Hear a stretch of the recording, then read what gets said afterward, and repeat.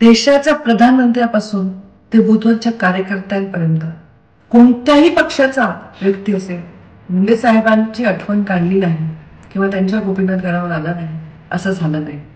वेगवेगळ्या पद्धतीने मुंडे साहेबांना श्रद्धांजली वाहणाऱ्या सगळ्या लोकांचे आवाज ऐकले, त्यांचे विचार ऐकले की बळ मिळतं. ये विराट जनसागर श्रीमान गोपीनाथ मुंडे जी की तपस्या का फल है. कहने में कोई संकोच नहीं है कि आज महाराष्ट्र में भारतीय जनता पार्टी का जो वैभव है, जो प्राप्ति है, वो प्राप्ति में गोपीनाथ जी ने उसका नींव डालने का काम.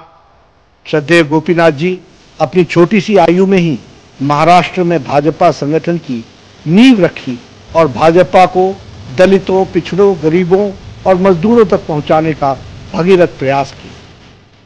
आज जे काही पक्षाला मोठं यश मिळालं त्याच्या पायव्यामध्ये गोपीनाथराव सारख्या कार्यकर्त्यांनी गाडून घेतलं आणि म्हणून एवढी मोठी बिल्डिंग बघायला मिळाली. गोपीनाथ जी, आप तो बड़े बेदर्द बन चुके, कितना इंतजार था इस धरती को कि आप केंद्रीय मंत्री बन के आ रहे हो. ये धरती आपका सत्कार करना चाहती थी. देश को गोपीनाथ राव की बहुत अपेक्षा थी. गरीबों के विकास और ग्रामीण विकास की जो उनकी सोच थी, नरेंद्र मोदी की सरकार में इसको वो नई ऊंचाई पर ले जाते, इसका मुझे पूरा विश्वास है.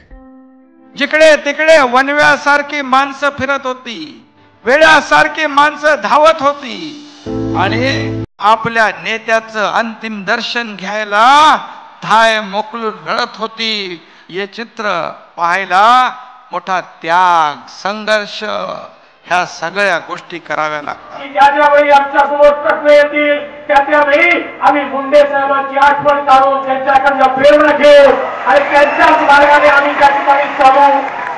असे जगावे दुनियेमध्ये आव्हानांचे लावून अत्तर, नजर रोखून नजरेमध्ये आयुष्याला द्यावे उत्तर.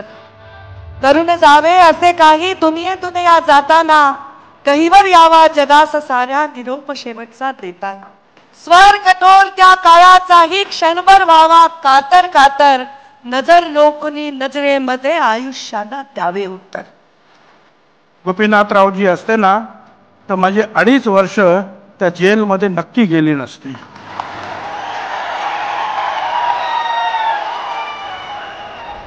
पहाडासारखा माझा भाऊ माझ्यासाठी माझ्या पाठीमागे उभा राहिला असता. खासदारकी देऊन ज्यांनी माझे मजबूत केले हात, ते माझे फार जवळचे होते मित्र गोपीनाथ.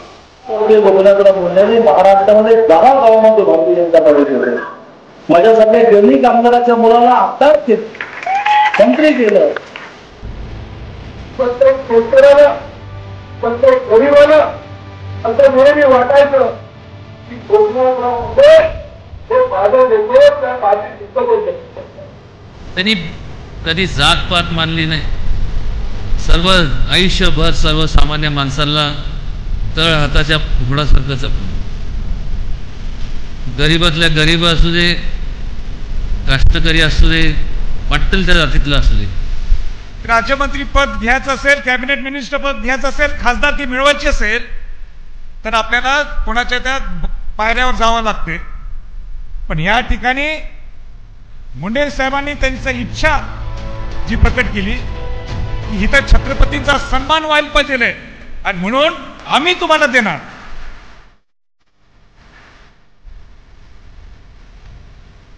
श्वास चालू असेल तर माणूस जिवंत आहे असं म्हणता येत, पण श्वास थांबल्यानंतर देखील 9 वर्ष होऊन गेलेले तरी प्रत्येकाच्या श्वासात जिवंत असणारा आपला लाडका लोकनेता, तुमचा नेता आणि माझा नेता, आपले लाडके लोकनेते गोपीनाथ मुंडे साहेब यांचा परत पुण्यतिथीचा दिवस उजाडला. 9 वर्ष मुंडे साहेबांना जाऊन झाले. त्यातला एकही दिवस, एकही क्षण आपण त्यांना विसरला नाही. ही किती मोठी पुण्याई आहे. मला भाग्य वाटतं माझं की या पित्याच्या पोटी माझा जन्म झाला आणि त्याहूनही मला मोठं भाग्य वाटतं की त्यांच्या संघर्षाचा वारसा मला मिळाला. स्वाभिमानाने संघर्ष करत शेवटच्या श्वासापर्यंत मुंडे साहेब जिवंत राहतील हे कर्तव्य मी पूर्ण करत आहे.